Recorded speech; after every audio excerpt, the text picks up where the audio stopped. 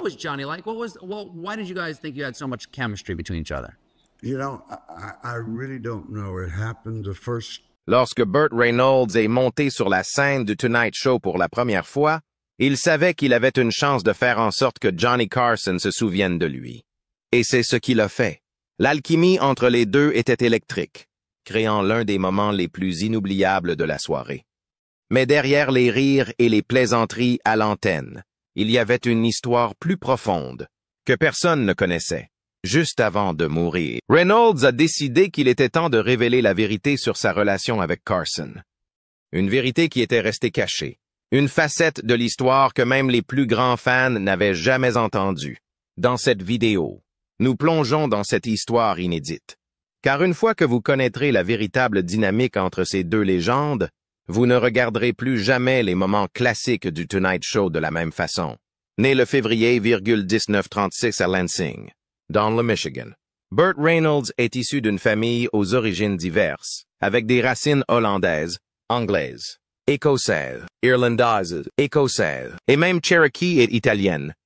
Bien qu'il ait souvent prétendu être né à Waycross, en Géorgie, Reynolds a révélé plus tard que Lansing était son véritable lieu de naissance, car sa famille s'y était installée lorsque son père avait été appelé sous les drapeaux.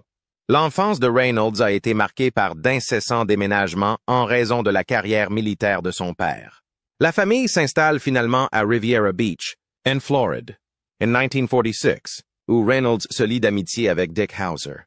Connu sous le nom de Buddy dans sa jeunesse, Reynolds a joué au football au lycée où il a été élu meilleur joueur de l'État. Il obtient une bourse d'études pour l'Université d'État de Floride où il excelle en tant que demi-arrière.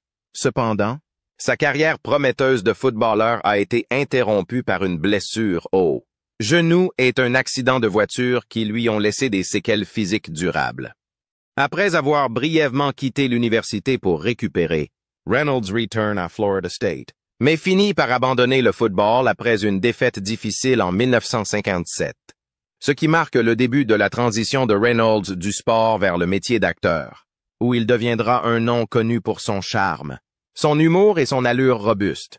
Ses premiers combats ont jeté les bases d'une carrière emblématique, mais le chemin de Reynolds vers la célébrité hollywoodienne n'a pas été de tout repos.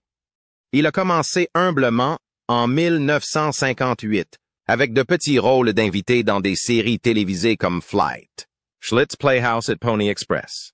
Puis, lorsqu'il a rejoint Riverboat, où il est apparu aux côtés de Darren McGavin pendant 20 épisodes, il a semblé qu'il commençait enfin à se faire un nom dans l'industrie. Reynolds était charmant. Durrett avait ce charisme rare qui vous rendait attentif. Broadway lui fait signe en 1961 et il a une chance dans Look We've Come Through. Mais la télévision est clairement sa vraie maison. Il s'est rapidement retrouvé sur le petit écran, faisant des apparitions dans des séries emblématiques telles que Naked City, Route 66, Perry Mason et The Twilight Zone. Mais c'est l'année 1962 qui marque un tournant lorsqu'il décroche le rôle de Quint Asper, le forgeron à moitié romanche, dans Gunsmoke. Pendant 3 ans, il a apporté du cran et du cœur à la série Bien-Aimée, prouvant qu'il était bien plus qu'un nouveau venu séduisant. Non content de rester dans une seule voie, Reynolds s'est lancé dans le cinéma à la même époque, apparaissant dans des films tels que Angel Baby et Armored Command. Après Gunsmoke, il est prêt à jouer des rôles de premier plan dans des films d'action tels que Operation CIA et Navajo Joe. Il s'est même essayé à jouer dans la série Hawk, qui n'a pas duré longtemps, à la fin des années 60. Il consolide son image de héros d'action dure et sans concession, avec des rôles dans des films comme 100 Rifles et Shark. Mais la véritable magie est apparue au début des années 1970, lorsque Reynolds a commencé à participer à des talk shows. Son esprit vif, son autodérision et son charme indéniable font de lui un favori immédiat. Les fans adorent sa personnalité terre-à-terre, et sa romance très médiatisée avec la chanteuse Dinah Shore ne fait qu'ajouter à la fascination qu'il exerce. Son rôle dans le drame policier Dan August en 1970 a été un tremplin. Mais Reynolds n'avait aucune idée de l'ampleur qu'il atteindrait dans les années suivantes. Un Dix 972, Reynolds apparaît dans Deliverance, un film qui lui permet d'atteindre un nouveau niveau d'intensité et lui vaut de nombreux éloges. Mais ce qui est peut-être encore plus mémorable, c'est sa célèbre photo centrale dans Cosmopolitan la même année. Le magazine voulait prouver que les femmes pouvaient apprécier un peu de plaisir des yeux autant que les hommes. Et Reynolds a audacieusement accepté de poser nu, allongé sur un tapis en peau d'ours, avec un sourire insolent. Cette photo est devenue une sensation de la culture pop, suscitant d'innombrables conversations et consolidant son image d'icône audacieuse et enjouée qui ne se prenait pas trop au sérieux. Avec l'explosion de sa notoriété, ce n'était qu'une question de temps avant qu'il n'attire l'attention des animateurs de télévision, dont le seul et unique Johnny Carson dans l'émission The Tonight Show. À l'époque, Johnny Carson n'était pas seulement l'animateur du Tonight Show. Il était le gardien d'Hollywood, l'homme qui pouvait faire ou défaire une carrière d'un simple haussement de sourcils ou d'un rire bien placé. Pour tout acteur, comédien ou musicien, une apparition sur le plateau de Carson n'était pas une simple interview. C'était un moment qui pouvait redéfinir leur place dans l'industrie. Si vous parveniez à faire rire Carson, à lui faire prendre du plaisir, vous saviez que vous aviez fait quelque chose de bien. Burt Reynolds le sait mieux que quiconque. Lorsqu'il reçoit sa première invitation à participer au Tonight Show de Johnny Carson, il sait qu'il s'agit d'une occasion en or.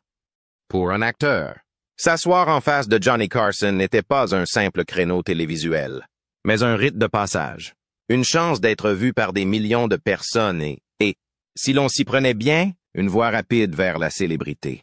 Mais le statut légendaire de Carson s'accompagnait d'un ensemble de règles tacites que tous les invités devaient respecter. Avant de monter sur scène pour ses débuts dans le Tonight Show, Reynolds s'est entretenu avec Freddie DeCordova, le producteur de Johnny Carson. Freddie établit la loi, comme s'il préparait Burt à une sorte de mission secrète. Il y a quelques règles clés à garder à l'esprit lorsque l'on se trouve sur le territoire de Carson. Tout d'abord, pas d'attouchements excessifs. Johnny n'en était pas fan. Ensuite, il y avait la grande règle, ne pas toucher à ses stylos. Et enfin, quoi que vous fassiez, ne touchez pas à ses cheveux. Il s'agissait là des manies de Carson, et s'y tenir signifiait une expérience fluide et facile dans l'émission. Ces règles n'étaient pas uniquement destinées au spectacle. Elles contribuaient à créer une ambiance pour les invités et le public. Les invités qui respectaient les limites imposées par Johnny passaient généralement un bon moment, et le public le remarquait. Mais si quelqu'un dépassait les bornes, l'ambiance pouvait changer, et pas dans le bon sens. Carson ne faisait pas de scène, mais on pouvait certainement deviner que quelque chose n'allait pas. Ses attentes étaient claires, même si elles n'étaient pas explicites. Et c'est précisément l'une de ces règles que Burt Reynolds s'apprête à enfreindre. Reynolds, qui n'est pas du genre à plaisanter, a vu dans ces règles le cadre idéal pour faire un peu d'espionnage. Au lieu de suivre le scénario, il s'est rendu dans la salle des accessoires et a demandé quelque chose d'inattendu. Pourquoi? Eh bien, cette partie était une surprise, même pour lui. Mais quoi qu'il ait prévu, cela ne manquera pas de tenir Carson et le public en haleine. Au début de l'émission, Reynolds entre en scène, serre la main de Johnny et, sans se crier guère, coupe la cravate de Carson en deux. Le public éclate de rire et Johnny, choqué, regardait la caméra avec un air d'incrédulité exagéré, saisissant parfaitement le moment. Mais Carson n'est pas prêt à laisser Reynolds avoir le dernier mot. Saisissant les ciseaux, il contre-attaque en coupant un morceau du col de la chemise de Burt, déclenchant ainsi une lutte ludique. Burt a ensuite montré la crème fouettée et l'a étalée dans les cheveux de Johnny, enfreignant ainsi toutes les règles établies par Freddie. À son tour, Carson a étalé de la crème fouettée sur le lederhosen de Burt et, en peu de temps, les deux se sont engagés dans un désordre hilarant, chacun déterminé à surpasser l'autre. Une fois la poussière retombée, la cravate de Carson, la tenue de Reynolds et tout ce contre quoi Freddie avait mis en garde étaient en ruine. Mais ce qu'ils ont créé est un spectacle comique, un témoignage de la magie de la télévision non scénarisée. Le gag de la cravate coupée a été un succès auprès du public. Mais en coulisses, il n'a pas été du goût de Johnny Carson. Devant la caméra, Carson était l'incarnation du calme, acceptant la blague et riant avec elle. My whore camera. La blague a touché une corde sensible. Carson était connu pour son image publique soigneusement soignée, et sa cravate n'était pas seulement un vêtement, elle faisait partie de cette image. Pour Carson, L'embrouillé n'était pas seulement un jeu, c'était aussi une affaire personnelle. Bien qu'il ait gardé son sang-froid devant la caméra, des membres de l'équipe ont révélé plus tard que Carson était visiblement irrité après la fin de l'émission. Il n'a jamais perdu son sang-froid ni fait de scène, mais il ne faisait aucun doute que Reynolds avait dépassé les bornes. Les règles de Carson concernant son apparence et ses objets personnels étaient bien connues. Et s'il savait accepter une plaisanterie, celle-ci allait au-delà de ce que la plupart des invités oseraient faire. L'incident a mis en évidence la différence entre la personnalité charmante et détendue de Carson à l'antenne et sa nature plus réservée et privée hors caméra. Sur scène, il était l'image même de l'aisance, gérant toute situation avec grâce. En dehors de la scène, en revanche, il préférait garder le contrôle de la situation. L'incident des ciseaux a montré que même quelqu'un d'aussi calme et posé que Carson avait ses limites. Des années plus tard, Burt Reynolds parlera ouvertement de cette farce et expliquera comment elle a affecté leur relation. Malgré les rires, ce moment est resté gravé dans la mémoire de Carson, rappelant à tous que même les plus grandes stars ont leurs limites. En vieillissant, Burt Reynolds a commencé à réfléchir à sa carrière, en particulier aux relations qui ont façonné sa vie à Hollywood. L'un des moments les plus révélateurs a été celui où il a parlé franchement de son amitié avec Johnny Carson. Dans une interview candide, Reynolds a partagé ses impressions sur leur lien, révélant les couches d'une relation que, à l'époque, le public ne comprenait pas entièrement. L'une des révélations les plus surprenantes concerne la fameuse farce de la cravate coupée.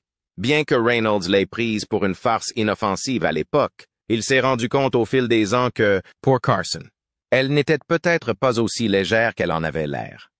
Il a admis que, bien qu'il s'agisse d'un moment mémorable et emblématique de la télévision, il a eu un effet durable sur leur amitié. Reynolds, qui a toujours été connu pour son sens de l'humour, a avoué que, rétrospectivement, il avait peut-être dépassé les bornes avec Carson, d'autant plus que le légendaire animateur avait des limites personnelles, notamment en ce qui concerne son image et les petites bizarreries qui font de Carson. Ce qui rend la réflexion de Reynolds encore plus poignante, c'est la façon dont il a parlé de Carson dans les dernières années de sa vie. Malgré les rires qu'il partageait et la camaraderie dont il faisait preuve en public, Reynolds reconnaissait qu'il y avait toujours une certaine distance émotionnelle entre eux. Carson avait une façon de préserver ses relations professionnelles, même avec ses amis, et Reynolds l'a reconnu. Ce n'est pas qu'ils ne se respectaient pas, bien au contraire, mais leur amitié était toujours teintée d'une compréhension tacite des limites. C'était une relation remplie d'un mélange d'admiration et de concurrence discrète, dans laquelle Reynolds a toujours respecté la brillance de Carson, mais n'a jamais été sûr de savoir où il se situait sur le plan personnel. L'amitié entre Burt Reynolds et Johnny Carson allait bien au-delà des plaisanteries habituelles de fin de soirée. À première vue, c'était la combinaison parfaite. Johnny, le maître de l'esprit calme et posé. Et Burt, la star de cinéma rebelle et plus grande que nature, connu pour son charme et son imprévisibilité. Tous deux ont connu un succès incroyable, mais ont partagé un lien qui témoigne de la complexité des amitiés hollywoodiennes, en particulier de la pression exercée par le maintien d'une image publique tout en naviguant entre les limites de la vie privée. Derrière leur personnage à l'écran, les deux hommes ont dû faire face au poids de la célébrité, aux attentes du public et à la nécessité de protéger le peu d'intimité qui leur restait. Malgré leur apparente alchimie, leur relation n'était pas qu'une succession de moments ludiques et de rires. Il y avait de subtils courants de tension et même des moments de friction. Mais ceux qui les connaissaient pouvaient voir le profond respect qu'ils avaient l'un pour l'autre. Même s'ils s'amusaient beaucoup, ils comprenaient à quel point leur relation était délicate. Leur amitié a prouvé que, même dans un monde où les égos s'affrontent souvent et où les relations sont mises à l'épreuve par la lumière intense des projecteurs d'Hollywood, il peut toujours y avoir des moments authentiques de camaraderie et de compréhension. En tant que pionniers de la télévision de fin de soirée, Carson et Reynolds ont laissé une empreinte indélébile. Carson a redéfini le format de la télévision de fin de soirée grâce à son approche, décontractée et pleine d'esprit qui permettait aux invités de briller sans les éclipser. Reynolds, quant à lui, ajoutait une touche d'imprévisibilité et d'excitation à ses apparitions. Il avait le don de transformer une interview standard en quelque chose de beaucoup plus dynamique, en faisant souvent des blagues ou en faisant en sorte que l'inattendu semble tout à fait naturel. Ensemble, ils ont créé une dynamique dont le public raffolait, un mélange d'humour acéré, d'alchimie et d'un peu de chaos. Des années plus tard, Reynolds s'est penché sur leur amitié et sur ce qu'elle signifiait, offrant aux fans une vision plus intime de leur relation. Les moments de légèreté qu'ils ont partagés dans le Tonight Show n'étaient qu'une partie d'une connexion plus profonde. Reynolds a admis que, bien qu'il n'ait jamais pris les plaisanteries de fin de soirée trop au sérieux, il s'est rendu compte qu'il avait franchi une ligne avec Carson, en particulier en ce qui concerne certaines des limites personnelles que Johnny s'était fixées. Les réflexions de Reynolds montrent clairement que leur relation n'était pas seulement fondée sur le respect mutuel de leurs talents respectifs, mais qu'elle était aussi façonnée par leur compréhension commune des défis que représente le fait d'être dans le collimateur du public.